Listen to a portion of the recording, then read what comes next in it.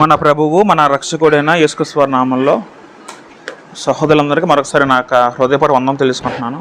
అందరికీ వందనాలు. దేవుని యొక్క మహాప్రేమను బట్టి మనం తిరిగి మరొక రోజున మరొక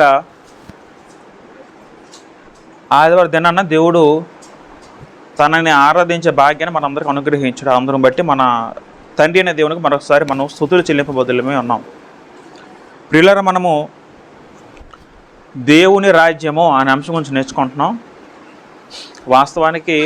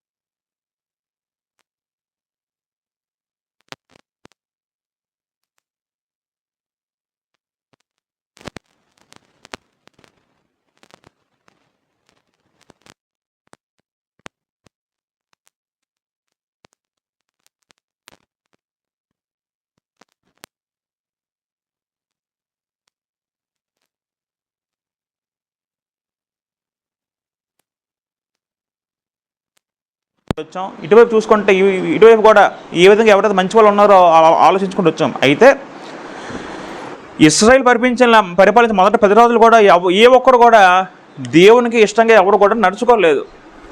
దేవుని ఇష్టానుసారంగా ఎవరు కూడా ప్రవర్తించలేదు. కాబట్టి వాళ్ళందరూ కూడా దేవుని కోపానికి గురి అవుతూనే వస్తున్నారు. అయితే ఎవరైతే పరిపాలిస్తున్నారో ఇశ్రాయేలు రాజ్యాన్ని వాళ్ళు, ఇశ్రాయేలు రాజ్యమైన యూదా రాజ్యం వాళ్ళు ఒక గమనించవలసిన విషయం ఏంటంటే, ఆ పరిపాలిస్తున్న రాజులు ఈ రాజ్యం మాది కాదు, ఈ రాజ్యం ఎవరిది, ఈ రాజ్యము దేవునిది అని చాలామంది ఇశ్రాయేలు రాజులు ఎవరుగా గ్రహించలేదండి.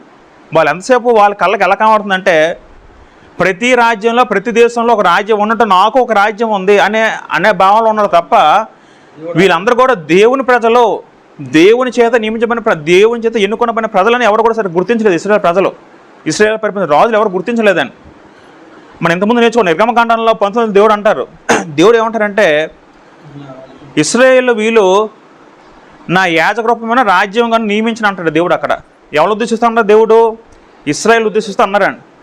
అంటే ఎప్పుడైతే దేవుడు మోషే ద్వారా ధర్మశాస్త్రం దయచేయడం జరిగింది, అప్పటి నుంచి కూడా ఈ జనాంగం ఎవరి జనాంగం అయ్యారు?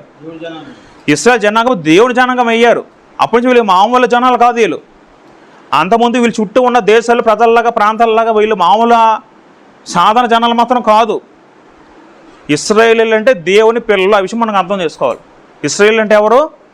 దేవుని పిల్లలు, దేవుని జనాంగం. ఆ విషయం మనకు అర్థం అవ్వాలి. ఇశ్రాయేల్ రాజు అంటే మన మొట్టమొదటి పేరు ఎవరు గుర్తు రావాలి మనకి? ఇశ్రాయేల్ రాజు అంటే దేవుడు అని అనాలి మనం.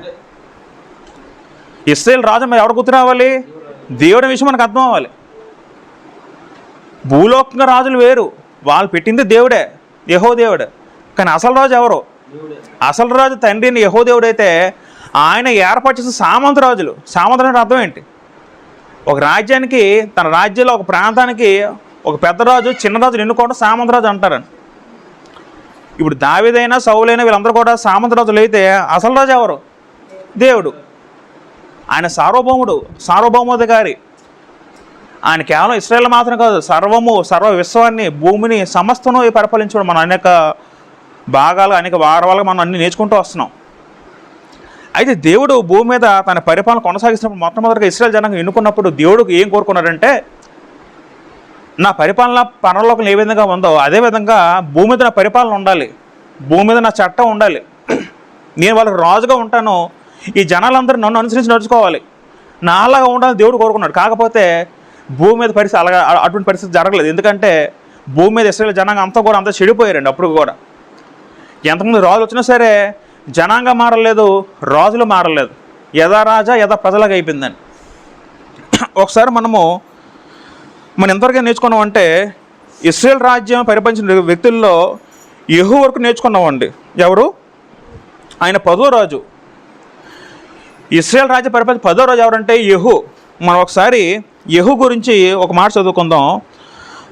2వ రాజుల గ్రంథము 9వ అధ్యాయం మొదటి రోజు చదువుకుంటే, 2వ రాజుల గ్రంథము 9వ అధ్యాయము ఒక మాట మనం ఏం వినాలంటే, మొదటి రాజుల గ్రంథము, 2వ రాజుల గ్రంథము, మొదటి దిన వృత్తాంతములు, 2 దిన వృత్తాంతములు, ఈ 4 కూడా రాజుల చరిత్రకు సంబంధించిందండి. ఈ 4 గ్రంథాల్లో కూడా ఇశ్రాయేల్ రాజ్యానికి, యోధా రాజ్య మొత్తం ప్రతి రాజు గురించి కూడా మనకి చదువుకోవచ్చు ఆ 4 గ్రంథాల్లో. ఒకసారి మనము యెహూ గురించి మనం చేసుకుంటే, 2వ రాజుల గ్రంథము 9వ అధ్యాయం మొదటి చదువుకుందాం ఒకసారి. 13 చదవండి. 2వ రాజులు 9:13. అంతటా వారు అతివేగముగా తమ వస్త్రములు పట్టుకొని మిట్లను అతని కింద పరిచి బాగా ఉదించి యెహూ రాజు అని చాటించిరి. ఈ ప్రకారం నింపిన పుట్టిన యెహోషాపాతు కుమారుడైన యెహోరాము మీద కుట్ర చేశాను. అప్పుడు యెహోరాము ఇశ్రాయేలు సిరియా రాజైన హాజేయను ఎదిరించుటకే రాము దుర్గత దగ్గర కావలి ఉంచింది.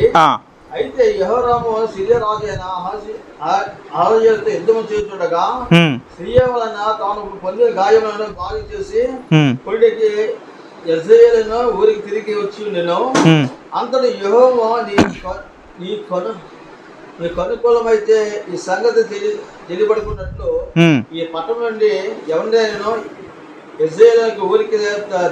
అయితే దేవుడు ఒక మాట ఆలోచించగలిగితే, ఆహాబు గురించి మనం గత వారం నేర్చుకున్నాం. ఆహాబ్ అనే రాజు, ఇశ్రాయేలు రాజు, ఆహాబ్ ఇచ్చేసిన పెద్ద పాపం ఏంటంటే యెజబెల్ అనే స్త్రీని పెళ్లి చేసుకున్నాడు అండి. ఆ స్త్రీ ఎటువంటిదంటే అన్య దేవతలు పూజించే ఒక యాజకుడు కుమార్తె. అంత మాత్రం కాకుండా యెజబెల్ అనేది ఇశ్రాయేలు రాజ్యంలో ఉన్న దేవుణ్ణి ప్రవక్తలందరూ చంపించి మహాఘోర పాపం చేసిందండి. అప్పుడు దేవుడు యెహూని పైకెత్తారండి. యెహూని వ్యక్తిని లేపి యెహూ ద్వారా మొత్తం ఆహాబ్ అందరి మొత్తం వాళ్ళ వంశం మొత్తం నిర్మూలన చేసే విధంగా యెహూని దేవుడు రేపారండి. ఒకసారి మనము 5వ అధ్యాయము 22 చదువుకుందాం. 22.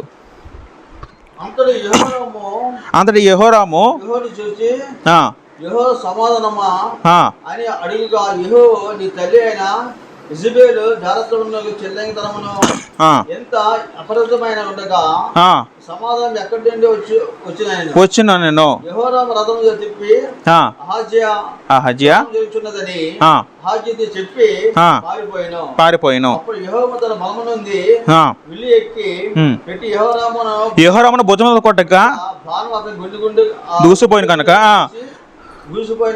అతడు తన రథము నందు ఈ విధంగా యెహూ ఏమో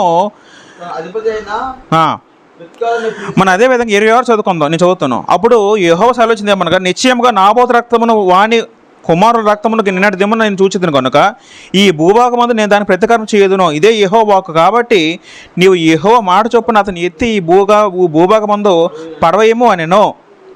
ఈ విధంగా అహజ్యా ఎవరంటే ఆహాబు కొడుకు అహజ్యాని యెహూ ద్వారా ఆ వ్యక్తి చనిపోవడం జరిగిందండి. ఈ విధంగా మనం యెహూ చరిత్ర చాలా ఉంటుంది. మనం అంతా నేర్చుకోమంతాను. ఎందుకంటే మనకి పాపం మనకి ఇంకా టైం చాలదు కాబట్టి మనం పూర్తిగా సంక్షిప్తంగా చాలా షార్ట్కట్లో నేర్చుకుందాం. అయితే ఈ యెహూ కూడా పోనీ ఎంత చేశానంటే దేవుడు నియమించిన యెహోవా కూడా పోనీ తిన్నగా బ్రతికినట్టు ఈ వ్యక్తి కూడా దేవుని అనుసరించి బ్రతకలేదండి. మనం 2 రాజుల గ్రంథం అదే 2 రాజుల్లోని 10వ అధ్యాయంకి వెళ్తే 10వ అధ్యాయంలోని 28 చదువుకుంటే, ఈ ప్రకారము యెహూ బయలుదేవతలు ఇశ్రాయేలు మధ్య ఉండకుండా నాశనం చేసెను. అయితే 29, అయితే ఇశ్రాయేలు వారు పాపం చేయుటకు నెబాతు కుమారుడైన యెరోబాము కారకుడైనట్లు యెహూ కూడా అంత కారకుడై బేతేలు దాను అనే స్థలములందున బంగారులో అనుసరించడం మానలేదు. అయితే యెహూ కూడా పోనీ ఈయన వచ్చి ఏదో రాజ్యాన్ని మారుస్తాడు, ప్రజలందరినీ దేవుడికి తిప్పుతాడు అనుకుంటే ఈ వ్యక్తి కూడా మళ్ళీ సేము యెరోబాము చేసినట్టే యెహూ కూడా దేవుని దృష్టికి యథార్థంగా ప్రవర్తించలేదు. ఏ విధంగా అంటే విగ్రహార్థం తిని కూడా కొనసాగించి ప్రజలతో చేయించాడు. ఆ విధంగా యెరోబాము పాపం కారకుడైనట్లు ఈ వ్యక్తి కూడా దేవుని దృష్టికి పాపానికి దేవుని కోపం పుట్టించే విధంగా యెహూ కూడా కారణం ఏంటండి. తర్వాత అదే యెహూ గురించి మరొక మాట ఏమి రాయబడిందంటే 31వ వచనంలో, అయితే ఇశ్రాయేలు వారు పాపం చేయుటకు కారకుడైన యెరోబాము చేసిన పాపములను మనం గత వారం నేర్చుకున్నాం. యెరోబాము మొట్టమొదటి విగ్రహార్థం స్టార్ట్ చేశాడు ఇశ్రాయేల్ రాజ్యంలో. అప్పటి నుంచి కూడా ఆ తర్వాత పరిపాలన ప్రతి రాజు కూడా యెరోబాము పేరునే దేవుడు ఉద్దేశిస్తూ రాయించాడు గ్రంథంలో. యెరోబాము చేసిన పాపం ఈయన మానలేదు, యెరోబాము చేసిన పాపం ఈ రాజు కొనసాగి అంటే యెరోబాము పాపాన్ని గుర్తు చేస్తూ దేవుడు ప్రతి రాజును కూడా ఆయనతో పోల్చడం జరిగిందండి.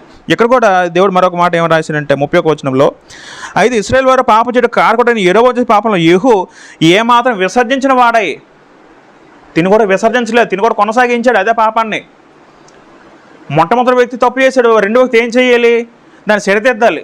సరిదిద్దుపోగా అదే బాటలో వీడు నడిచాడు యెహోవా వ్యక్తి. ఆఖరికి ఏమాత్రం విసర్జించిన వాడే ఇశ్రాయేలు దేవుడిని యెహోవా నియమించిన ధర్మశాస్త్ర పూర్ణ హృదయం అనుసరించకు శ్రద్ధాభక్తులు లేనివాడయ్యాను. తను కూడా దేవుడి నియమించిన ధర్మశాస్త్ర చొప్పున నడవక ఆ శ్రద్ధ లేకుండా దేవునికి విరోధమయ్యాడండి. అయితే తర్వాత 30 చదువుకుంటే, అంతటా యెహూ తన పితరులతో కూడా నిద్రించి షోమ్రోన్లో సమాధి చేయబడెను. అతని కుమారుడైన యెహోయాజు అతనికి మారుగా రాజు అయ్యను. యెహూ తర్వాత ఏమో ఇది ఇశ్రాయేల్ రాజ్యం అనుకుంటే యెహోయాజు. ఈ రాజుల పేర్లు కొంచెం మనకి పలకడానికి కొంచెం కష్టంగా ఉంటాయి, కొంచెం అర్థం చేసుకుంటే మనకి అర్థమైపోద్ది. యెహోయాజు అనే వ్యక్తి రాజు అయ్యాడు. యెహోయాజు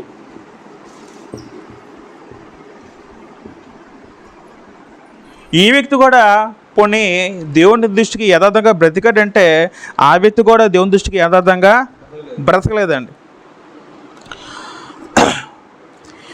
ఒకసారి 2వ అధ్యాయము 10వ అధ్యాయము 37 చదవండి ఒకసారి.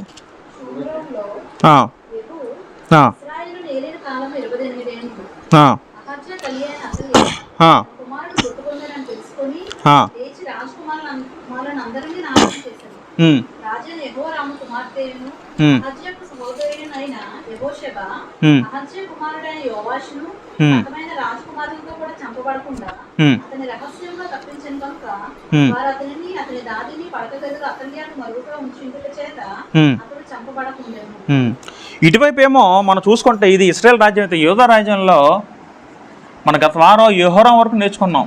యెహోరాం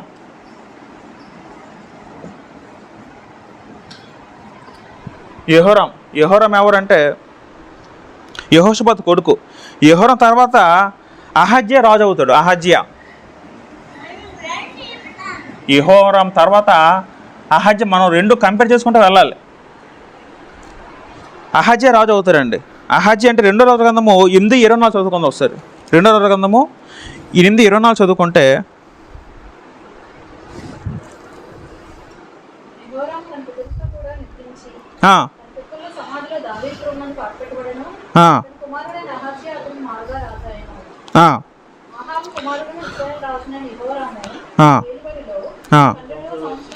అయితే ఈ 27 చదువుకుందాం.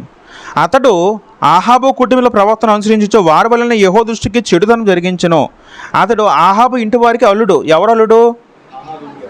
అహజ్యా ఎవరు? ఆహాబు ఇంటికి అల్లుడట. అయితే ఈ వ్యక్తి ఎలా బ్రతికాడంటే, ఈ వ్యక్తి కూడా యెహోవా దృష్టికి చెడుతనం జరిగించాడండి.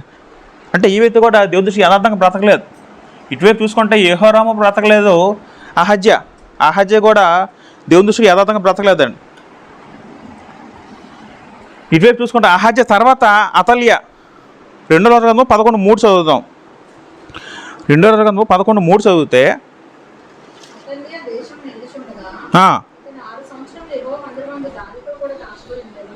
ఆ, 7వ సంవత్సరమందు ఆ, యెహోయాదా ఆ, కావలి కాయవారి మీదను రాజు దైవ సంరక్షకుల మీదను ఆ. ఏర్పడి మొట్టమొదటిగా అత్తల్లి అంటే లేడీ అండి ఈవిడ. అంటే యోధ రాజ్యంలో మొట్టమొదటిగా ఒక స్త్రీ పరిపాలించిందండి అతల్య. వాస్తవానికి ఈవిడ అన్య స్త్రీ అతల్య, అహజ్య తల్లి వాస్తవానికి. చూడండి అతల్య గురించి మనకి దినవృత్తాలు కూడా చదువుకుంటే ఒకసారి 2వ దినవృత్తాంతంలో 22:10 చదువుకుంటే ఒకసారి 2వ దినవృత్తాంతం 10వ అధ్యాయము 22వ అధ్యాయము 10 చదువుదాం. 2వ దినవృత్తాంతం 10వ అధ్యాయము 22వ అధ్యాయము. అహజ్య తల్లి అయిన అతల్య అహజ్య తల్లి అయిన అతల్య కుమారుడు చనిపోయిన విని తమ కుమారుడు చనిపోయిన విని లేచి ఆ, యూదావారి సమ్మతులకు రాజవంశీకులందరినీ హతం చేశారు. ఆ, అయితే ఆ, రాజునకు కుమార్తె అయిన యెహోషాబతు ఆ, అహజ్య కుమారుడైన యోవాషును హతులైన ఆ, రాజకుమారులో నుండి దొంగిలించి అతన్ని దాదిని ఒక పడకెట్టింటిలో చాలండి. అయితే అహజ్య ఏమో చచ్చిపోతాడండి ఒక సందర్భంలో. అప్పుడేమో ఈ అతలి ఈవిడేం చేస్తుందంటే తన కుమారుడు చనిపోవడం అనుకొని యోధ దేశంలో ఉన్న రాజ సంబంధాలందరినీ చంపేస్తుంది, పిల్లలందరినీ చంపించేసి ఈవిడేమో సింహాసనం ఎక్కుతుంది అతల్య. ఈ మొట్టమొదటి స్త్రీ యోధ రాజ్యంలో మొట్టమొదటి స్త్రీ ఒక ఆవిడ సింహాసనం ఎక్కుతుందండి. ఈవిడ బహు క్రూరురాలే, ఎందుకంటే అన్నీ ఈవిడ దేవుడు అంటే ఇవిడ తెలియదు. అయితే ఈవిడ కూడా చెడుతనం జరిగించిందండి. చెడుతనం జరిగిన తర్వాత అప్పుడు ఏమైందంటే అతల్ని ఆ ఊరు జనాలే ఆవిడ్ని అంటే వాళ్ళందరూ ఒకదాన్ని తీసుకొచ్చి ఆవిడ్ని వెలివేసి ఆవిడ్ని చంపేసిన తర్వాత అతల్లి తర్వాత ఎవరు రాజు అవుతారంటే యోవాషు రాజు అవుతారండి. అతల్లి తర్వాత యోవాషు రాజు అవుతాడు.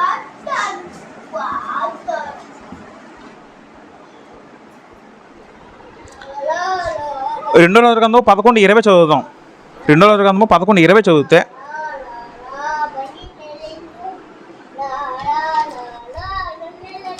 లేదా రెండో దినవృత్తాంతం కూడా మనకు అక్కడ ఉంటుందండి.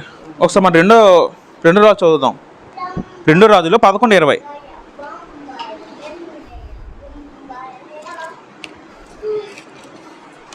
11:20. మరియు వారు రాజనగర్ దగ్గర అతల్లిని ఖడ్గము చేత చంపించిన తర్వాత దేశపు జనులందరూ సంతోషించిరి, పట్టణము నిమ్మలమైన ఉండెను. యోవాషు ఏలను ఆరంభించినప్పుడు అతడు 7 ఏండ్ల వాడు. అతల్లి తర్వాత ఎవరు రాజు అవుతారంటే యోవాషు రాజు అవుతారండి యోధ రాజ్యంలో చూసుకుంటే. ఈ యోవాషు కూడా దేవుని దృష్టికి యథార్థంగా బ్రతకలేదండి. ఆ వ్యక్తి కూడా అంత ముందులాగే ఏ విధంగా అయితే యెహోవా దృష్టికి వ్యతిరేకంగా నడిచారు, ఈ వ్యక్తి కూడా అలాగే నడిచారండి. అతను కూడా దేవుని దృష్టి యథార్థంగా బ్రతకలేదు. యోవాషు తర్వాత అమజ్య వ్యక్తి రాజు అవుతారండి. అమజ్య. రెండో రాజుల గ్రంథము 14 అయితే మొదటి రోజు చదువుదాం. రెండో రాజులు 14:1. ఇశ్రాయేలు రాజును ఆ, యెహోవాహాజు కుమారుడైన యెహోయాషు ఆ, ఏలుబడిలో ఆ, 2వ సంవత్సరమందు ఆ. యూదా రాజును యోవాషు కుమారుడైన అమజ్య రాజాయను. అమజ్య రాజు అయ్యను. అతడు ఏలన ఆరంభించినప్పుడు ఆ, 25 ఏండ్ల వాడాయను. ఆ, యెరూషలేమునందు 29 సంవత్సరములు ఏలెను. ఏలెను. అతని తల్లి యెరూషలేము కాపురస్తురాలైన యెహోయద్దాము. ఆ. అయితే ఇతను కొంత మట్టుకు మంచివాడే. ఈ వ్యక్తి కొంత మట్టుకు మంచి రాజుగా పరిపాలించారండి. ఎందుకంటే అదే అధ్యాయంలోనే మనం ఒకసారి 3 చదువుదాం. ఇతడు తన పితరుడైన దావీదు చేయకపోయినను యెహోవా దృష్టికి నీతి గలవాడే తన తండ్రి అయిన యోవాషు ప్రకారం చేశాను. అయితే అతడు ఉన్నత స్థలములను కొట్టివేయలేదు, జనులు ఇంకా ఉన్నత స్థలంలో జొల్లు అర్పించి దూపం వేయించుండిరి. అయితే ఈ వ్యక్తి కూడా కొంచెం బాగానే ఉన్నాడండి అమజ్య కూడా. కాకపోతే ఉన్నత స్థలాల్లో స్థలాల్లో అక్కడ బలిపేటలు అన్నిదలకు కట్టబడిన గుడ్లు తిను కొట్టివేయలేదు. ఈ విధంగా అంటే ఆ ఒక్క విషయం తప్పిస్తే ఈ వ్యక్తి కూడా దేవుని దృష్టికి యథార్థంగా బ్రతికాడండి. అయితే అమజ్య తర్వాత ఉజ్జియా అనే వ్యక్తి ఉంటాడు. అనే వ్యక్తి రాజు అవుతాడండి. అమజ్య తర్వాత అనే వ్యక్తి రాజు అవుతాడు. ఒకసారి మనము రెండో గ్రంథం 15:1 చదువుదాం. రెండో రాజు గ్రంథము 23వ సంవత్సరమైన యూదా రాజైన అమజ్యా కుమారుడైన అజర్యా ఏలారంభించును. అతను 14 ఏళ్ళు ఏలారంభించిన యెరూషలేము నందు 52 సంవత్సరములు రాజుగా ఉండెను. ఆ తల్లి యెరూషలేము కాపురస్తులైన ఎకొలియా ఇతడు తన తండ్రి అయిన అమజ్యా చట్ట అంతర ప్రకారము యెహోవాకు ప్రీతి గలవాడు. అయితే జాగ్రత్త వినాలి. యూదా రాజ్యం పరిపాలిస్తున్నప్పుడు ఉజ్జీ అనే వ్యక్తి రాజు అవుతాడు. ఈయన 10వ రాజు అండి. ఉజ్జీ అనే వ్యక్తి 10వ రాజు. అయితే ఈ వ్యక్తి మొట్టమొదటిగా బాగానే బ్రతుకుతాడు, దేవుని దృష్టికి యథార్థంగా బ్రతుకుతాడు. ఒకసారి మనం 2వ దినవృత్తాంతంలో 20వ అధ్యాయం చదువుకుంటే 26:4 చదువుకుంటే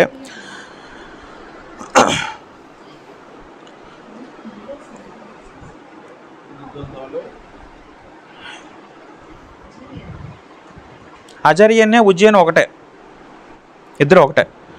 2వ దినవృత్తాంతంలో 20వ అధ్యాయము ఒకసారి మనము 4వ వచనంకి వెళ్తే, అతడు తన తండ్రి అయిన అమజ్యా చర్య అంతటి ప్రకారం యెహోవా దృష్టికి యథార్థంగా ప్రవర్తించెను.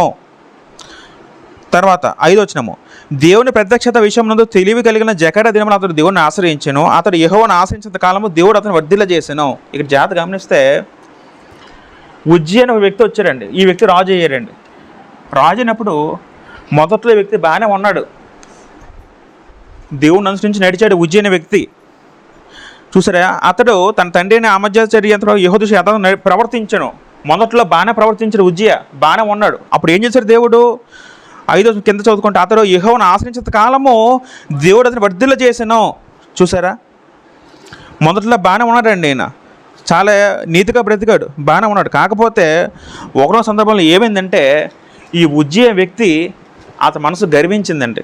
ఒకసారి అదే అధ్యాయము 16 చదువుకుంటే 16 వచనంలో, అయితే అతను స్థిరపడిన తర్వాత అతను మనసును గర్వించి చెడిపోయాను. మొదట్లో బాగానే ఉన్నాడు వ్యక్తి, తర్వాత ఏమయ్యాడు? గర్వం వచ్చింది. ఎందుకు గర్వం వస్తుంది చెప్పండి? ఒక మనిషికి ఎప్పుడు గర్వం వస్తుందండి? ఎప్పుడు గర్వం వస్తుందండి? అతనికి ఆస్తి బాగా ఎక్కువైనప్పుడు, ఏ లోటు లేనప్పుడు, అప్పుడు ఆ వ్యక్తి ఏమొస్తుందంటే, అంటే అది మానవ లక్షణం, సహజంగా మానవ లక్షణం అండి. అది ఎవరికైనా సరే. ఎప్పుడైనా గమనించండి, కొంతమంది ఒక హై స్టేజ్కి వెళ్ళిన తర్వాత ఏమవుతుందండి అసలు పరిస్థితి? మరి కింద వాళ్ళు చూడరు, వాళ్ళు ఎలాగుంటారంటే నాకేంటి కొదువ అన్నాడు ఒక అహంకార గర్వం వచ్చేస్తాడు.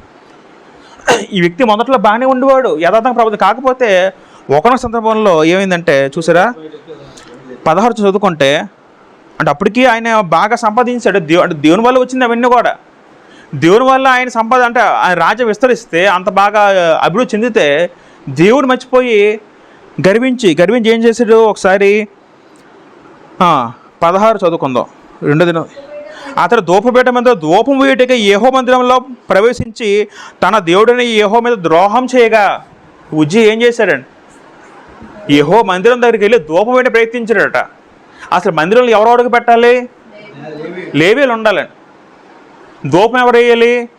అహరోను సంతానం, ప్రధాన యాజకుని సంతానం, వాళ్ళు వేయాలి ధూపం. ఎవరి బతులు ధూపం వేయడానికి అవ్వదు. ఎవరి బయట ప్రధాన అది యాజకత్వం చేయడానికి అవ్వదు. దేవుడు యాజకత్వం చేయడానికి లేవీయులను గోత్రం ప్రత్యేకపరిచాడు. యాజకత్వం చేయాలన్నా లేవీయులు చేయాలి, ధూపం వేయాలన్నా కొన్ని పనులు అనేవి ప్రధాన యాజకుడు చేయాలండి. అయితే ఈయన ఏం చేశాడంటే మనసును గర్వించి నేను ధూపం వేస్తానని దేవుడి మందిరంలో ప్రవేశించాడండి. ఇక మాట మన జాగ్రత్త గమనిస్తే యెహోవా మీద ద్రోహం చేయగల పదం ఉంటుంది. ఎందుకు ద్రోహం దేవుడు రాయించాడు ఆలోచించండి. దేవుడు చెప్పింది చేస్తే అది ధర్మం, దేవుడు చెప్పంది చేస్తే అదేమవుద్ది? ద్రోహం అయిపోద్ది. అప్పుడు ఏమైందంటే అప్పటికి యాజకులందరూ వచ్చి మీరు ఇలా చేయకూడదు, మీరు రాజు, మీరు యాజకులు కాదు అని వీళ్ళందరూ ఎదిరించినప్పుడు ఒకసారి 19 చదువుకుంటే, ఉజ్జియా ధూపం వేయటకు ధూపాతం చేత పట్టుకు రౌద్రుడే యాజకుల మీద కోపం చూపినాం. యెహోవా మందిరంలో ధూపం పీఠం పక్కన ఉండిన అతడు యాజకులు చూచుని ఉన్నప్పుడు అతని మొదట కుష్ఠరోగం పుట్టెను. అప్పుడు దేవుడు ఏం చేశారండి?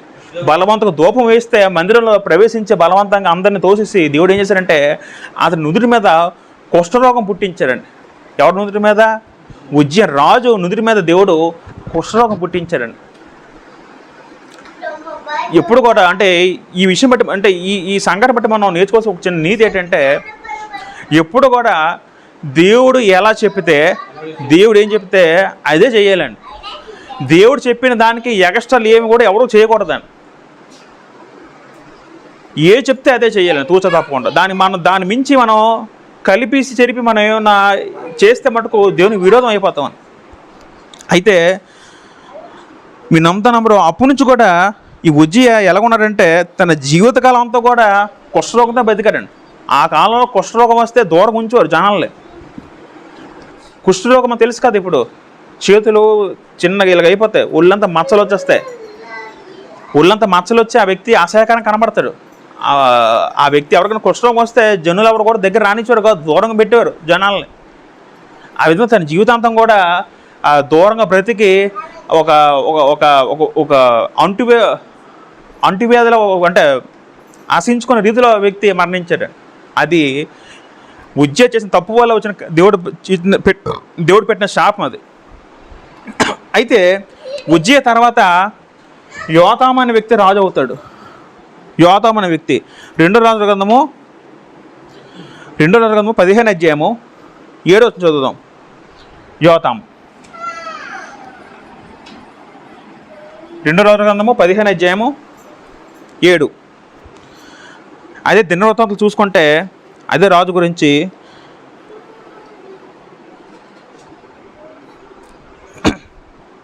దినవృత్తాంత గ్రంథము 26-23 చదువుకుంటాం ఒకసారి. అంటే నేను 2 రాజుల్లో ఉంటుంది, 2 దినవృత్తాంతాలు కూడా ఉంటుందండి. ఒకసారి 2 దినవృత్తాంతాలు 26 చదువుదాం. 26 అధ్యాయం 23 చదువుకుంటారు. ఉజ్జియా తన పితరులతో కూడా నిద్రించెను. అతడు కుష్ఠరోగి అని రాజు సంబంధమైన శ్మశాన భూములు అతని పితరులు అతను పాతిపెట్టిరి. అతని కుమారుడైన యోతాము అతని బదులుగా రాజయ్యను. తర్వాత ఎవరు రాజయ్యారు? యోతాము వ్యక్తి రాజయ్యారండి. అయితే ఈ వ్యక్తి మనం చదువుకుంటే 2వ వచనం చదువుకుంటే 27 వచనము 2 దినవృత్తాంతములు, యెహోవా మందిరంలో ప్రవేశించుట తప్ప అతడు తన తండ్రి అయిన ఉజ్జియా చర్య ఎంత ప్రకారం యెహోవా దృష్టికి యథార్థంగా ప్రవర్తించెను. ఆ కాలంలో జనులు మరింత దుర్మార్గంగా ప్రవర్తించుచుండిరి. యోతాము వ్యక్తి కూడా దేవుని దృష్టికి యథార్థంగా ప్రవర్తించారు. ఈ వ్యక్తి కూడా ఇక చూసారా, ఉజ్జియాలాగా పోలుస్తూ, అంటే ఉజ్జియా చేసిన తప్పు ఏంటంటే మనసును గర్వించి దూపం వేయడానికి వెళ్ళడం అది చేసిన పెద్ద తప్పు తన జీవితం మొత్తంలో. ఆ ఒక్క తప్పు మినహాయిస్తే తను ఏ విధంగా యథార్థంగా బ్రతికాడు అదేవిధంగా యోతాము కూడా బ్రతికాడండి. అదే మారో చదువుకుంటే ఈలాగన యోతాము తన దేవుడైన యెహోవా దృష్టికి యథార్థంగా ప్రవర్తించి బలపరచబడెను. 9వ వచనము, యోతాము తన పితరులతో కూడా నిద్రించెను. అతడు దావీదు పట్టణం ముందు పాతిపెట్టబడెను. అతని కుమారుడైన ఆహాజు అతనికి బదులుగా రాజు అయ్యాను. అయితే యోతాము తర్వాత ఆహాజు అనే వ్యక్తి రాజు అయ్యాడు. వీళ్ళందరూ కూడా యోధా దేశాన్ని పరిపాలిస్తున్న రాజులు. ఆహాజు. అయితే ఈ ఆహాజు అనే వ్యక్తి దేవుని దృష్టికి యథార్థంగా ప్రవర్తించలేదు. 2వ దినవృత్తాంతంలో 28వ అధ్యాయము మొదట చదివితే, ఇశ్రాయేలు రాజు మార్గంలో నడిచి బయలుదేరుటకు పాదములను చేయించెను. మరి అతడు బెత్లెహేమునకు లోయనకు ధూపం వేసి ఇశ్రాయేలు మొదలు నుండి చాలు. ఇతను ఎంత గొప్ప పాపం చేశాడంటే ఆహాజు అనే వ్యక్తి మొదటి వచనం చదువుకుంటే 28:1, ఆహాజు ఏలనారంభించినప్పుడు 20 సంవత్సరములు గలవాడై యెరూషలేములో 14 సంవత్సరాలు ఏలెను. అతడు తన పితరుడైన దావీదు వలె యెహోవా దృష్టికి యథార్థంగా ప్రవర్తించలేదు. ఇతడు దావీదులకు యథార్థంగా ప్రవర్తించలేదని దేవుడు సాక్ష్యం ఇచ్చాడు. ఏ విధంగా అంటే ఆ కింద వచనాలు ఉంటాయి, అతను విగ్రహాలకి నిలిపాడని, తర్వాత మళ్ళీ అన్య జాతుల అన్ని దేవతల సాంప్రదాయం తిని కొనసాగించాడని. ఇంకొక భయంకర మాట ఏంటంటే బలి ఇచ్చాడని. ఒక చూసారా, యెహోవా తోలివేసిన జనముల హేయ క్రియల చొప్పున తన కుమారులను అగ్నిలో దహించెను. ఆ కాలంలో నరబలు ఉండేవాడు. ఒకప్పుడు అన్యమతాల ఒక సాంప్రదాయం ఏంటంటే తమ దేవుళ్ళకి దేవతలకి తమ పుట్టిన మొదట పెట్టిన బలి ఇచ్చేవారటండి. అగ్నిలో పడిసి దేవుడు బలి ఇస్తాడు. అదొక పెద్ద మూఢ సాంప్రదాయం అండి. మన దేశంలో కూడా ఒకప్పుడు ఇటువంటి ఆచారం ఉండేది. మరొక భయంకర సాంప్రదాయం మన దేశంలో ఏంటంటే సతీసాగమన ఒక ఆచారం ఉండేది. సతీసాగమన అర్థం ఏంటంటే ఒకప్పుడు భర్త చనిపోయాడు అనుకోండి, భర్త చనిపోయినప్పుడు భర్తతో పాటు సజీవంగా ఉన్న తన భార్యను కూడా చితి మీద పేర్చి చంపేసేవారు, దహించేవారు. అటువంటి భయంకర సాంప్రదాయాలు ఒకప్పుడు మిగతా దేశాల్లో ఉండేవి, మన దేశాల్లో కూడా ఉండేవాడి. ఇప్పుడు కొంచెం మనకి అందరికీ టెక్నాలజీ జ్ఞానం కొంచెం వచ్చిన తర్వాత ఇవన్నీ ఈ మూఢ విశ్వాసాలన్నీ ఆగిపోయాయండి. ఈ విధంగా ఆహాజు కూడా దేవుని దృష్టికి యథార్థంగా నడవలేదండి. మనం ఇటువైపు చూసుకుందాం. యెహోయాహాజు అనే వ్యక్తి రాజు అయ్యాడు. ఆ వ్యక్తి కూడా యథార్థంగా బ్రతకలేదు. యెహోయాహాజు తర్వాత యెహోయాషు అనే వ్యక్తి రాజు అయ్యాడండి. యెహోయాషు, ఒకసారి మనము యెహోయాషు గురించి మనం ఆలోచించగలిగితే 2వ రాజుల గ్రంథము 10వ అధ్యాయం 30 చదువుదాం. 2వ రాజుల గ్రంథము 13:9. యెహోయాషు 2వ రాజుల గ్రంథము 13వ అధ్యాయం 9. 13:9. యెహోయాషువతన పితరులతో పాటు నిలిచి సామ్రాజ్యంలో పాతిపెట్టబడిన కుమారుడైన యెహోషువ అతనికి మారుగా రాజు అయిన అతని కుమారుడైన యెహోషువ 13:9. అతని కుమారుడు యెహోయాషు అతనికి కుమారుగా రాజు అయ్యాను. 11 చదువుకుంటే 11 వచనంలో, ఇతరులను ఇశ్రాయేలు వారు పాపం చేయడం కారకుడైన నెబాతు కుమారుడు యెరొబెము పాపములను విడువక వాటిని అనుసరించెను. యెహోవా దృష్టికి చెడుతనము జరిగించెను. ఈ వ్యక్తి కూడా యథార్థంగా బ్రతకలేదు. ఈ వ్యక్తి కూడా చెడుతనం జరిగించి దేవుని కోపం పుట్టించాడు. యెహోయాషు తర్వాత యెరొబెము 2, అంటే మొదటగా యెరొబెము వ్యక్తి ఉంటే ఆ సంతానంలో ఆ రూట్లోనే ఇంకో వ్యక్తి యెరొబెము పేరుతో మరొక వ్యక్తి ఉన్నాడు. అందులో దీన్ని యెరొబెము 2 అంటారండి. అంటే మొదటి వ్యక్తి తర్వాత యెరొబెము 2 అంటారండి. ఈ వ్యక్తి ఇశ్రాయేలు రాజ్యం పరిపాలించారండి. ఒకసారి మనము 2వ రాజుల గ్రంథము 14:23 చదువుదాం. 2వ రాజుల గ్రంథము 14:23 చదవండి. యోధారాజైన యెహోషువ కుమారుడైన అహజ్యా ఏలుబడిలోని 15వ సంవత్సరమున ఇశ్రాయేలు రాజైన యెహోషువ కుమారుడు యెరొబెము సామ్రాజ్యంలోని యెరొబెము సోమ్రోలు 40 సంవత్సరాలు ఏలినావు. ఇప్పుడు ఈ వ్యక్తి కూడా కరెక్ట్గా బ్రతికాడంటే ఈ వ్యక్తి కూడా 20వ చదువుకుంటే, ఇతరులను ఇశ్రాయేలు పాపం చేయడానికి కారకుడైన నెబాతు కుమారుడైన యెరొబెము చేసిన పాపములు విడువక అనుసరించి యెహోవా దృష్టికి చెడుతనము జరిగించను. ఈ వ్యక్తి కూడా చెడుతనం జరిగించి దేవుని కోపం పుట్టించాడు. మీరు గమనిస్తే ఇశ్రాయేలు రాజుల్లో ఏ ఒక్క రాజు కూడా ఎవరు కూడా దేవుని దృష్టికి యథార్థంగా బ్రతకలేదు. వాళ్ళందరూ కూడా చెడు నడత నడిచి దేవునికి కోపం పుట్టించిన అందరూ కోపం పుట్టించారు. ఆ విషయం మనం గమనించాలి. ఇటువైపు మనం చూసుకుందాం. ఆహాజేమో యోతాము బాగానే బతికాడు, ఉజ్జియా బాగానే బతికాడు. ఆహాజేమో యథార్థంగా బ్రతకలేదు. ఆహాజు తర్వాత ఒక గొప్ప వ్యక్తి వచ్చాడండి. ఆ వ్యక్తి పేరు ఏంటంటే హిజ్కియా. ఎవరా వ్యక్తి? హిజ్కియా. జాగ్రత్త వినాలి.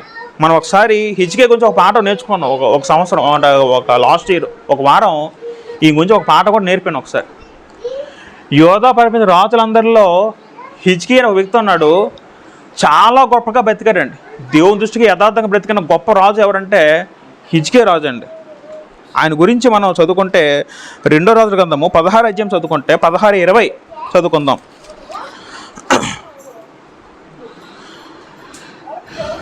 ఆహాజు తన పితరులతో కూడా నిలిచి దావీదు పురమందు పితృ సమాధులను పాతిపెట్టాను. అతని కుమారుడు హిజ్కియా అతనికి మారుగా రాజు అయినా.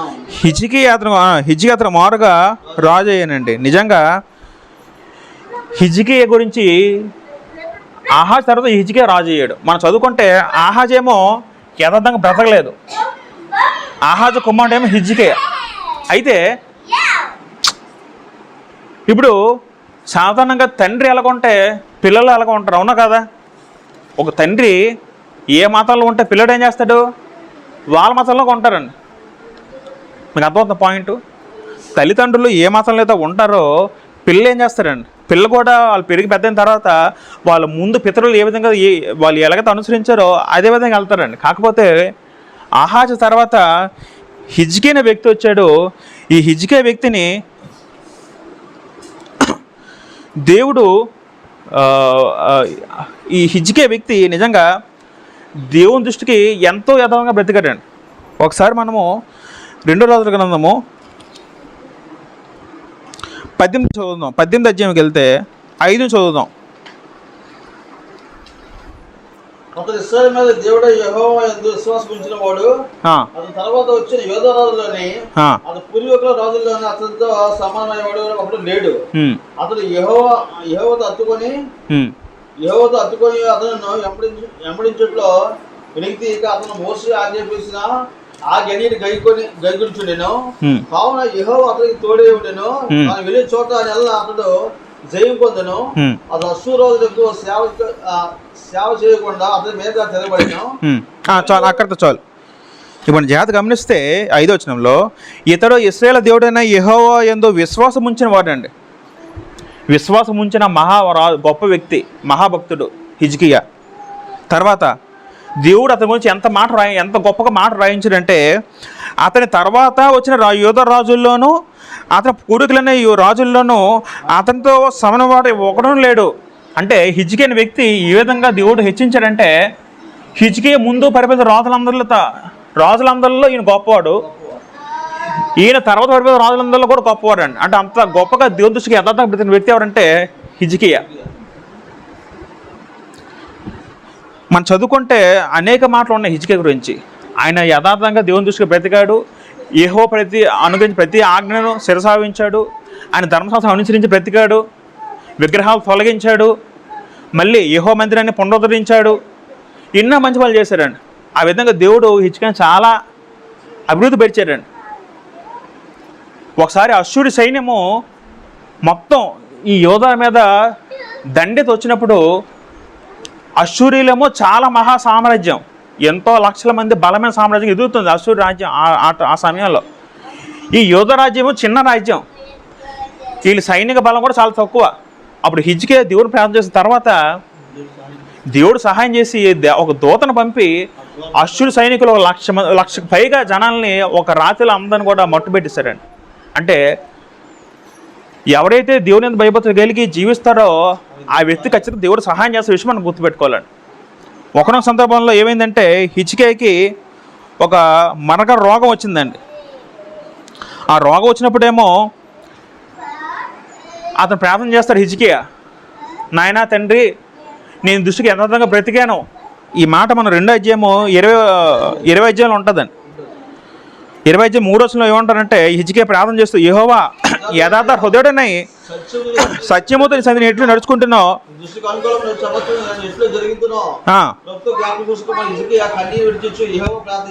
ఎందుకు ప్రార్థన చేశాడు? హిజ్కియాకు ఒక బనక రోగం వచ్చింది, ఒక పెద్ద రోగం వచ్చింది. మరి ఏ రోగమో, బహుశా క్యాన్సర్ రోగం అయ్యి ఉంటుందేమో. క్యాన్సర్ రోగం అయ్యి ఉంటుంది ఇంచుమించు. ఎందుకంటే అది ఎంత పెద్ద రోగం అంటే ఇంకో కొద్ది రోజుల్లో చచ్చిపోతాడు అన్నంత రోగం వచ్చిందండి ఆ వ్యక్తికి. మన 2వ తరగతి 20 మొదట చదువుకుంటే, ఆ దినముల్లో హిజ్కియాకు మరణకరమైన రోగం కలుగా పదం ఉంటుందండి, వచనం ఉంటుందని. అయితే దేవుడు ప్రార్థన చేశాడు, నాయన నేను నీ దృష్టికి ఎంత యథార్థంగా బ్రతికి నీకు తెలుసు కదా, నా గురించి తెలుసు కదా అని ప్రార్థన చేసినప్పుడు దేవుడు ప్రార్థన ఆలకించి ఆయన మొరవిని 15 సంవత్సరాల ఆయుష్ ఇచ్చాడండి దేవుడు. ఎవరికి? హిజ్కియాకి. 6వ వచనంలో మాట ఉంటుందండి, యెషయా ద్వారా దేవుడు మాట్లాడుతూ ఇంకా 15 సంవత్సరాలు ఆయుష్ నీకు ఇచ్చేదను అని దేవుడు చెప్పిస్తాడండి. ఆ విధంగా మహా గొప్పగా బ్రతికాడండి హిజ్కియా. తన తండ్రిలా బ్రతకలేదు, యథార్థంగా బ్రతికాడు, ధర్మశాస్త్రం అనుసరించి బ్రతికాడండి. అయితే ఒకనొక సందర్భంలో హిజ్కియా కూడా చిన్న తప్పు చేశాడండి. ఒక మాట ఏం రాయబడింది అంటే, ఒకసారి మనం 2వ దినవృత్తాంతం చదువుకుంటే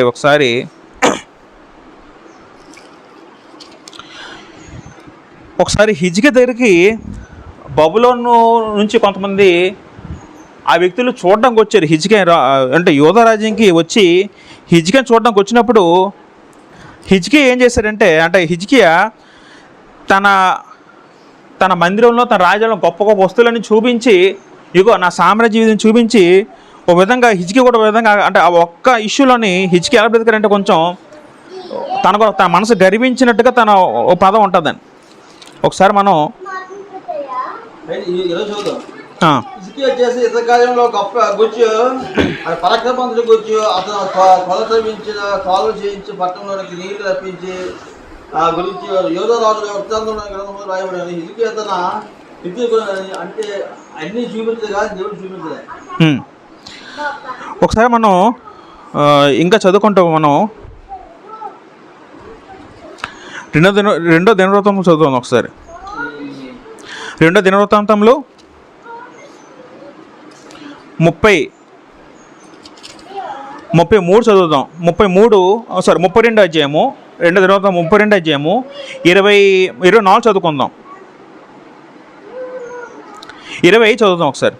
అయితే హిజ్కియా మనసును గర్వించి తనకు చేయబడిన మేలుకు తగినట్లు ప్రవర్తించినందున అతని మీదకి యోధా యెరూషలేము వారి మీదకి కోపము రాగా హిజ్కియా హృదయగర్వము విడిచి తానును యెరూషలేము కాపురస్తును తమ్మును తాము తగ్గించుకున్నది గనుక హిజ్కియా దినముల్లో యెహోవా కోపము జనముల మీదకి రాలేదు. ఇక మన జాగ్రత్త గమనిస్తే ఒకసారి ఈ బబులోను నుంచి కొంతమంది వ్యక్తులు వచ్చినప్పుడు ఈయన ఏం చేశారంటే తన హృదయం గర్వించిందటండి. తిన కూడా మరి ఆ ఒక్క విషయం ఎందుకు తప్పాడు హిజ్కియా? దేవుణ్ణి హెచ్చు చేయకుండా తను గొప్ప చేసుకున్నాడు. నా వల్లే నాకు ఎంత వచ్చింది, నా వల్లే నీ ఎంత స్థాపించన్నట్టుగా ఒక విధంగా ఒక చిన్న గర్వం వచ్చిందని.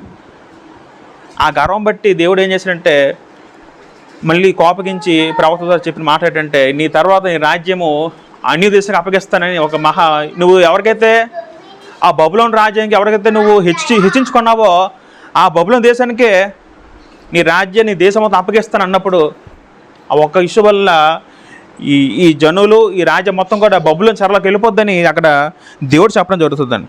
దానికి కారణం ఏంటంటే హిజ్కియా మనసును గర్వించడం. అయితే ఈ మాట చెప్పిన తర్వాత మళ్ళీ హిజ్కియా తనతో తగ్గించుకొని దేవుని ప్రార్థన చేసిన తర్వాత దేవుడు ఏమంటాడంటే, నీ దినముల్లో కాకుండా నీ కుమారు దినముల్లో ఇవన్నీ జరుగుతాయని దేవుడు చెప్పడం జరుగుతుందని.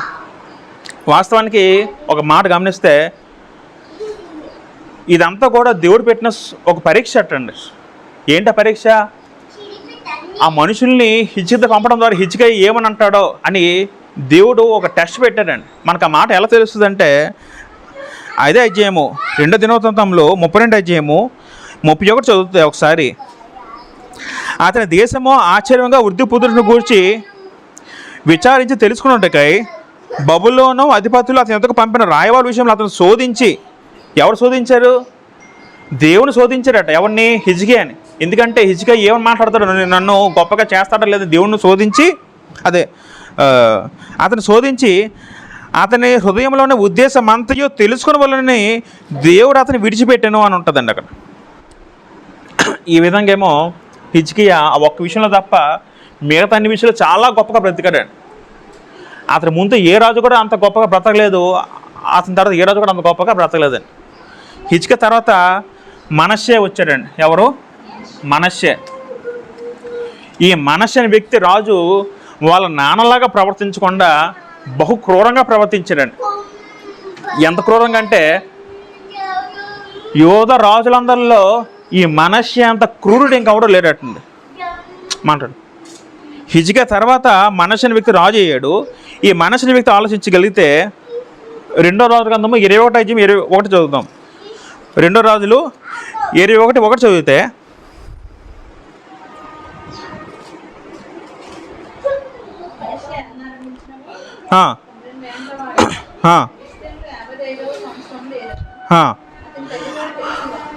హెప్సిబా అంటే హిజ్కియా వాళ్ళ భార్య, అతడు యెహోవా దృష్టికి చెడుతనం జరిగించుచు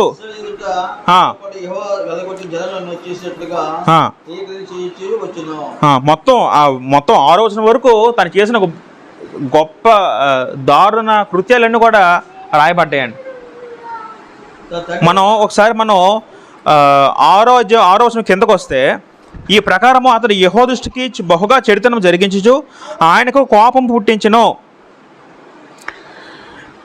ఇంకా అతని గురించి అనేక మాటలు ఉంటాయండి. అంతేకాకుండా తిని మనసు చేసే మరొక పెద్ద పాపం ఏంటంటే ఆ రాజ్యంలో ఉన్న నిరపరాధులు అమాయకులందరినీ చంపించారండి. ఈ రాజు మనష్షే రాజు తన రాజ్యంలో ఉన్న ఒక నీతిమంతులందరూ చంపించారండి. అనేక మంది రక్తం ఒలికించారండి, రక్తం చిందించారండి. దాన్ని బట్టి దేవుడికి మహాకోపం వచ్చింది మనష్షే మీద. అదే అధ్యాయం 16 చదువుకుంటే 16 మరియు మనస్సు యెహోవా దృష్టికి చెడుగా తెలిసి యోధవాని పాపంలో దింపింది గాక యెరూషలేములో ఆకుని రక్తంతో నిండినట్లు నిరపరాధ రక్తం బహుగా ఒలికించెను. నిరపరాధ రక్తాన్ని పాపం ఎంత ఒలికించారండి. అమాయకులను ఎంతమంది చంపేశారండి. ఎప్పుడైనా సరే ఒక అమాయకుని చంపితే, ఒక నిరపరాధం చంపితే భూలోకి ఎవరైనా సరే దేవుడి గురించి విడిచిపెట్టాడు. మంచి వాళ్ళని ఎప్పుడైనా మనం చంపి బాధ పెడితే ఆ వ్యక్తి రక్తము దేవుని ప్రార్థన అంటే దేవుని గొప్ప ప్రార్థన చేస్తాడు. నిజంగా దేవుడు ఖచ్చితంగా తీర్పు విధిస్తాడు అటువంటి వ్యక్తులకి. అయితే ఈ విధంగా గొప్పగా అంటే యోధ రాజ్యాల్లో ఏ రాజు చేయని గొప్ప పాపము మనసే చేశాడండి. ఈ మనసు అనే వ్యక్తికి వాళ్ళ నాన్న పోలికలు రాలే. ఆ కోపము దేవుడు అలా గుర్తుపెట్టుకున్నాడు. మనసు కోపాన్ని అంటే మనసు చేసిన ఆ కోపానికి దేవుడు మైండ్లో పెట్టుకున్నాడు. ఒక సందర్భంలో మాట ఉంటుందని. తర్వాత మనసు తర్వాత ఏమో ఆమోను వ్యక్తి రాజు అవుతాడు. ఆమోను 2 రాజులు 21:18 చదువుదాం. మనష్షే తన పితరులకు నిద్రించి ఉజ్జయ యొక్క తోటలో తన నమ్మకం సమాచేయబడిన అతని కుమారుడైన ఆమోను అతను మారుగా రాజయ్యను. 20 చదువుకుంది. 20 అతడు తన తండ్రి అయిన మనస్సు విడిచి యెహోవా దృష్టికి చెడునడత తెలిసెను. ఆ పితరుల దేవుడు యెహోవాకు విసర్జించి యెహోవా మార్గమందు నడకగా తన తండ్రి ప్రవర్తించినట్లు తాను ప్రవర్తించు. ఈ ఆమోను వ్యక్తి కూడా యథార్థంగా బ్రతకలేదు. తన తండ్రిలాగే తిని కూడా బ్రతికాడు ఆమోను. అయితే అతని సేవకులేమో ఇతను చంపేశారండి. ఆమోను చంపేసిన తర్వాత ఆమోను తర్వాత ఏమో ఆమోను కుమారుడైన యోషియా అనే వ్యక్తి రాజు అవుతాడు. ఎవరంటే యోషియా. ఆమోను కుమారుడైన యోషియా అనే వ్యక్తి రాజు అవుతాడండి. యోషియా రాజు అయినప్పుడు అతనికి ఎన్ని సంవత్సరాలు? 8 సంవత్సరాల పిల్లడు. ఆమోను తర్వాత యోషియా అనే వ్యక్తి రాజు అవుతాడు. ఈ వ్యక్తి అప్పుడు 8 సంవత్సరాలే. అయితే యోషియా అనే వ్యక్తి మట్టుకు దేవుని దృష్టి యథార్థంగా బ్రతుకుతాడండి. ఆ వ్యక్తి తన తండ్రిలా బ్రతకలేదు, తన తాతలా బ్రతకలే. యోషియా అనే వ్యక్తి యథార్థంగా బ్రతుకుతాడండి. ఒకసారి మనం 22 అధ్యాయము 2వ రాజుల గ్రంథము 2వ చదువుదాం. అతడు యెహోవా దృష్టికి యథార్థంగా నడుచుచు ప్రవచించను.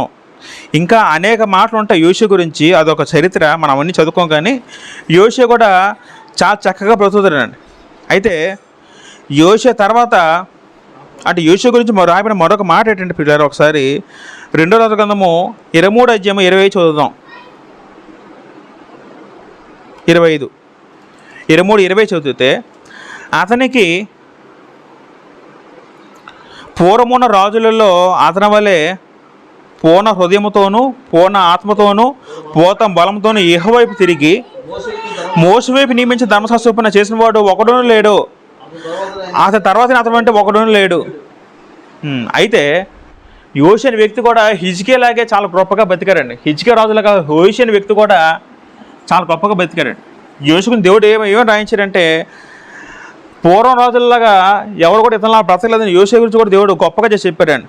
ఇతని తర్వాత కూడా ఇతను వ్యక్తి రాడని యోషియా గురించి గొప్పగా చెప్పడం జరిగిందండి. అయితే 26 చదువుతాం. అయినను మనష్షే యెహోవాకు పుట్టించిన కోపమును బట్టి ఆయన కోపాన్ని ఇంకన చల్లారలేకుండా యోధ మీద మండుచునే ఉండెను. అయినప్పటికీ కూడా వీళ్ళ తాత మనష్షే తప్పుని మటుకు దేవుడు అసలు మరలేకుండా ఉండిపోయాడు. ఎందుకంటే ఎంతమంది అమాయకులు చంపాడు కదా. ఆ దోషం బట్టి ఆ దేవుడు ఇంకా కోపం మనసులో ఉంటేనే ఉందండి అప్పటి నుంచి కూడా. యోషియా చాలా గొప్పగా బ్రతికాడు. యోషియా చనిపోయిన తర్వాత ఏమో యెహోయాహాజు అనే వ్యక్తి, ఇంకా పేర్లు రాయేస్తాను మరి ఇంకా చదువుకో, టైం ఇంకా ఎక్కువైపోతుంది కాబట్టి. యెహోయాహాజు అనే వ్యక్తి రాజు అవుతాడు. మీరు చదువుకుంటే 2వ రాజుల గ్రంథము 23:31 ఉంటుంది. యెహోయాహాజు తర్వాత యెహోయాకీము అనే వ్యక్తి రాజు అవుతాడు. యెహోయాకీము తర్వాత యెహోయాకీను అనే వ్యక్తి రాజు అవుతాడు. తర్వాత యెహోయాకీను తర్వాత సిద్కియా అనే వ్యక్తి రాజు అవుతాడు. ఈ విధంగా యోధ రాజ్యం మొత్తం మీద 20 మంది రాజులు పరిపాలిస్తారండి. ఈ 4 రాజులు కూడా ఎవరు కూడా సరిగా యథార్థంగా బ్రతకరు దేవుని దృష్టికి. మనం ఇంకా అవన్నీ చదువుకోం, ఇంకా టైం ల్యాగ్ అయిపోతుంది కాబట్టి మనకి అందరం ముగించేద్దాం. ఇటువైపు చూసుకుంటే యెరోబాము 2 తర్వాత జకర్యా అనే వ్యక్తి రాజు అవుతాడు. జకర్యా తర్వాత షల్లూము అనే వ్యక్తి రాజు అవుతాడు. ఇవన్నీ మీరు చదువుకుంటే మీకు అర్థమవుతుంది. అంటే తర్వాత మెనహేము అనే వ్యక్తి రాజు అవుతాడు. మెనహేము తర్వాత ఏమో పెకహ్యా, తర్వాత ఏమో పెకహు, తర్వాత ఏమో హోషేయ. ఈ విధంగా ఇశ్రాయేల్ రాజ్యం మొత్తం చూసుకుంటే మొత్తం 19 మంది రాజులుగా ఉంటారండి. 19 రాజుల్లో ఏ ఒక్క రాజు కూడా దేవుని దృష్టికి యథార్థంగా బ్రతకలేదు. అందరూ కూడా దేవునికి వ్యతిరేకంగా నడిచి అందరూ దేవునికి కోపం పుట్టించిన వ్యక్తులే. అయితే యోధ రాజుల మట్టుకు హిజ్కియా, యోషియా, తర్వాత మనం ముందు చదువు గత వారం నేర్చుకున్నాం ఆశా, యెహోషాపాతు, అమజ్జియా, ఉజ్జియా కొంత భాగం వరకు, తర్వాత యోతాము. అంటే ఇంచుమించు ఒక 6 వ్యక్తులు, అంటే 20 మందిలో ఒక 6 వ్యక్తులు మాత్రమే దేవుని దృష్టికి యథార్థంగా బ్రతికారండి. ఇశ్రాయేలు మట్టుకు 19 రాజులు ఎవరు కూడా యథార్థంగా బ్రతకలేదండి. వీళ్ళు బట్టి వీళ్ళ రాజ్యం పాడైపోయింది.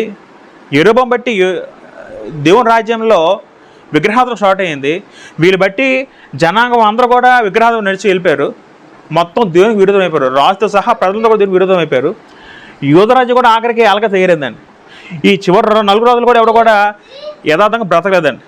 అప్పుడు దేవుడు కోపం చేంజ్ చేశారంటే వీళ్ళందరినీ కూడా దేవుడు చెరకు అప్పచెప్పారండి. 2వ రాజుల గ్రంథము దేవుడు ఇశ్రాయేలు 10 గోత్రాలు మొత్తం కూడా అష్షూరు చెరకు అప్పచెప్పారండి. క్రీస్తు పూర్వము 722 సంవత్సరంలో ఏం చేశారంటే దేవుడు వీళ్ళందరినీ కూడా చెరకు అప్పచెప్పాడు అష్షూరు రాజ్యానికి. ఎందుకు అంటే వీళ్ళు చేసిన పాపం, వీళ్ళు చేసిన విగ్రహారాధన, అన్ని దేవతారాధన, వాళ్ళ సాంప్రదాయం అనుసరించి వాళ్ళ దేవుడు కోపం వచ్చి వీళ్ళందరూ కూడా చెరకు అప్పచెప్పారండి. చెరకు అప్పచెప్పడం అర్థం ఏంటంటే మరొక పెద్ద సామ్రాజ్యానికి వీళ్ళందరూ బందీలుగా వెళ్ళిపోయారు. అక్కడికి బందీలు వెళ్ళిపోయిన తర్వాత ఇంకెవరు కూడా తిరిగి మళ్ళీ ఇంకెప్పుడు రాలేదండి. ఎంత గొప్పగా బతికారో సొంత ఊళ్ళో, ఎంత గొప్పగా ఉన్నారో మంచి ఊరిలో, ఇశ్రాయేల్ దేశంలో, పాలు తిన ప్రపంచ దేశంలో వీళ్ళు చేసిన పాపానికి దేవుడు ఏం చేశారు, అందరినీ బందీలుగా అప్పచెప్పారు అష్షూరు రాజ్యానికి. ఇటువైపు ఏమో ఈ యోధ వాళ్ళేమో బబులోను చెరకి దేవుడు అప్పచెప్పారు. బబులోను చెరకి దేవుడు చెరకు అప్పచెప్పారు. వీరందరూ కూడా బబులోను చెరకు వెళ్ళిపోయారండి. బబులోను చెర క్రీస్తు పూర్వము 586లో బబులోను చెరకి వీళ్ళందరూ కూడా వెళ్ళిపోయారండి. అంటే మొట్టమొదటిగా వీళ్ళు వెళ్ళిపోయారు.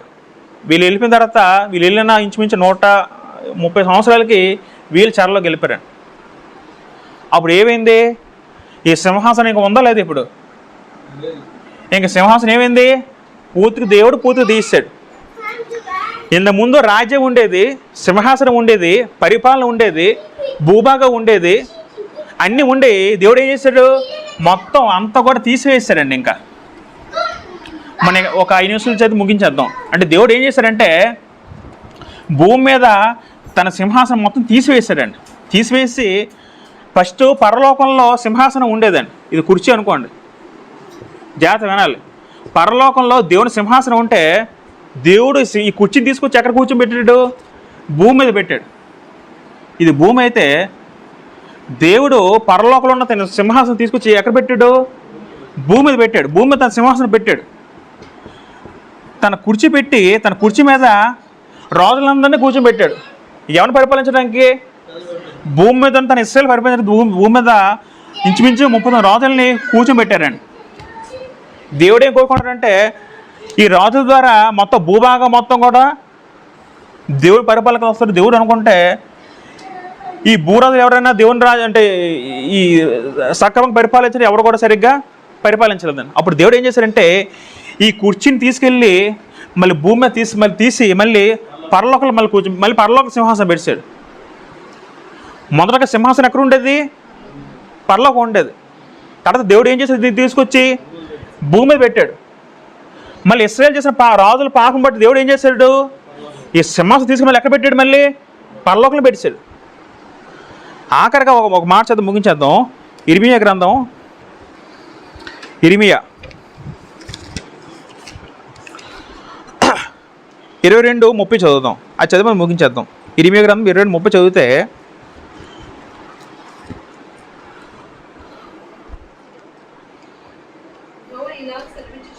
యెహోవా ఇలా సెలవిచ్చున్నాడు,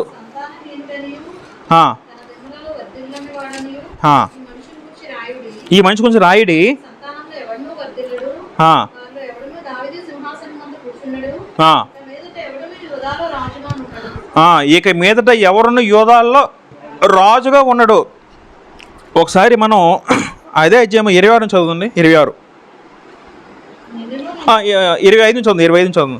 నీ ప్రాణమును ఎవరు నీ ప్రాణం ఎవరు తీస్తున్నాడో ఎవరికి భయపడుచున్నావో ఆ, వారి చేతికి అనగా అనగా బబులోను రాజైన నెబుకద్నెజరు చేతికిని ఆ, కల్దీయుల చేతికిని నిన్ను అప్పగించుచున్నాను. బబులోన్న కలిదిన ఇద్దరు ఒకటే. నిన్ను కనిన నీ తల్లిని నీ ఆ. జన్మభూమిని కాని ప్రదేశం సరే, కల్దీలు అంటే అశ్షూరులు, బబులోను వేరు, అశ్షూరులు వేరు. నిన్ను కనిన నీ తల్లిని నీ తల్లిని జన్మభూమిని నీ జనభూమిని పరదేశం విసిరివేయుదును, మీరు ఎక్కడైనా చచ్చేదరు. వారు తిరిగి రావాలని బహుగా ఆశపడిన దేశమునకు వారు తిరిగి రారు. ఇప్పుడు 28 చదువు. 28 నుంచి చదవాలి. కొనియా అను కొన్ని అని ఇతడు హేమైన ఓటి కొంట వంటి వాడా, పనికిమాలిన పనికి మాలిన ఘటమా, అతడును సొంతం విసిరివేయబడి తా మెరగని దేశం ఎలా త్రోయబడిరి. 29 దేశమా దేశమా దేశమా యెహో మాట వినుము. ఇక్కడ మన జాతి గమనిస్తే కొన్ని అని వ్యక్తి. కొన్ని అంటే ఎవరంటే యెహో యాకీను. కొన్ని అంటే ఎవరంటే యెహో యాకీను. యెహో యాకీనికి మరొక పేరు ఏంటంటే కొన్యా. నెక్స్ట్ ఎకొన్యా అనే పేరు కూడా యెహో యాకీనికి ఉంటుంది. అంటే ఈ వ్యక్తితో దేవుడు చెప్పిన మాట ఏంటంటే ఇక నుంచి ఇప్పుడు 30 చదువుదాం. యెహోవా ఇలాగ సెలవిచ్చుచున్నాడు. యెహోవా సెలవిచ్చున్నాడు. సంతానహీనుడనియు ఆ, తన దినములలో వర్ధిల్లనివాడనియు ఆ, ఈ మనుషుని గురించి రాయబడి ఆ, తన సంతానంలో ఎవడునూ వర్ధిల్లడు. వారిలో ఎవడనో ఇక నుండి దావీదు సింహాసనం కూర్చుండడు, ఇక మీదట ఎవడనో యోధాల రాజుగా ఉండడని దేవుడు యెహోవా కింద చెప్పేస్తాడు ప్రవక్త ద్వారా. ఇక నుంచి ఏమవుతాడు, ఇంకా ఎవడు కూడా ఇంకా దావీదు సింహాసనం ఎవడు కూడా ఇంకా కూర్చోరని దేవుడు శాపం విధించేస్తాడు. కారణం ఏంటి? కారణం ఏంటంటే ఇశ్రాయేలు రాజులు ప్లస్ ప్రజలు చేసిన పాపం వల్ల దేవుడు ఆ డెసిషన్ తీసుకున్నాడు. మరి అలాంటప్పుడు మరి దావీదు దేవుడు నిబంధన చేశాడు కదా. ఏమి నిబంధన చేశాడు? నీ సింహాసనం నిత్యము స్థిరపరచని అంటారు.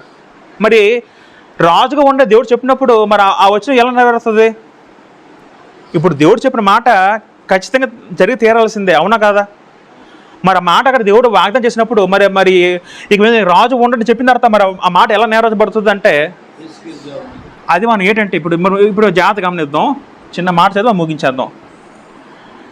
దేవుడు ఏం చేశాడంటే భూమి మీద ఇంకా బౌద్ధ రాజు మరి ఇంక ఉండవు. ఇంకా బౌద్ధ రాజ్యం పూర్తిగా దేవుడు తీసి ఏం చేశాడంటే పరలో అంటే సింహాసనం మళ్ళీ భూమి మీద ఫస్ట్ పెట్టాడు దేవుడు, మళ్ళీ పరలోకి తీసుకెళ్ళిపోయాడు. తీసుకెళ్ళిన తర్వాత మళ్ళీ ఆ వచనాన్ని యేసుక్రీస్తు ద్వారా దేవుడు మళ్ళీ కొత్తగా ఒక రాజ్యం స్థాపిస్తాడు. ఆ రాజ్యం భూ సంబంధ రాజ్యం కాదు, అది ఆత్మ సంబంధ రాజ్యం. యేసు కూడా మాట ఏమంటారంటే నా రాజ్యము ఇహలోక సంబంధం కాదు అంటారండి. ఎవరితో? పిలాతోనే కదా. అది అంటే యేసుక్రీస్తు వల్ల ఇంకో రాజ్యం వస్తుంది. ఆ రాజ్యం కూడా ఎవరు పరిపాలిస్తారంటే యోధా గోత్రం, దావీదు గోత్రం నుంచి వ్యక్తే రాజుగా ఉండే కొన్ని ప్రవచనాలు ఉంటాయి. వచ్చేవారం నేర్చుకుందాం. ఇంకా అంటే దేవుడు ఏం చేశాడంటే భూమి మీద సింహాసనం ఫస్ట్ పెట్టాడు. ఆ సింహాసనం మళ్ళీ తీసుకేసి మళ్ళీ పరలోకం పెట్టాడు. ఇప్పుడు దీని మీద రాజు వ్యక్తి వస్తాడు అని చెప్పాడు. మళ్ళీ కొత్తగా రాజు పుడతానని చెప్పాడు. యెషయా గ్రంథంలో ఈమె గ్రంథాలు ఉంటుందని ప్రవచనం ఉంటుందని. యెషయా 9:6 ఉంటుంది కదా ప్రవచనం. ఏంటి ప్రవచనం? అతడు రాజ్య పరిపాలన చేయను. ఇవన్నీ కూడా మనం వచ్చేవారం నేర్చుకుందాం. మళ్ళీ ఒక కొత్తగా రాజు వస్తానని దేవుడు చెప్పాడండి. చాలామంది దీన్ని అపార్థం చేసుకొని మళ్ళీ ఇంకా భౌతిక రాజు వస్తారేమో అనుకున్నారు. చాలామంది ఇప్పటికీ అనుకుంటారు ఇశ్రాయేల్ మళ్ళీ మాకు హిజ్కియాలాగా లేదా యోషియాలాగా ఇలాగ రాజు వస్తారేమో అనుకుంటారు. కానీ ఆ రాజు ఎవరో, ఆ రాజు ఇంక ఇప్పుడు ఎలాగుంటుందో మనం వచ్చేవారు ఇంకా పూర్తిగా నేర్చుకుందాం. ఇప్పుడు కొత్త నిబంధనలో దేవుని రాజ్యం ఎలాగుందో ఉండబోతుందో వచ్చేవారు మనం నేర్చుకుందాం. అప్పుడు ఇంకా మన పూర్తిగా అర్థమవుద్ది. దేవుడి మాటని దీవించి మన అందరి హృదయాలు ఫలింపజేయను గాక. ఆమేన్. అందరికీ వందనాలు.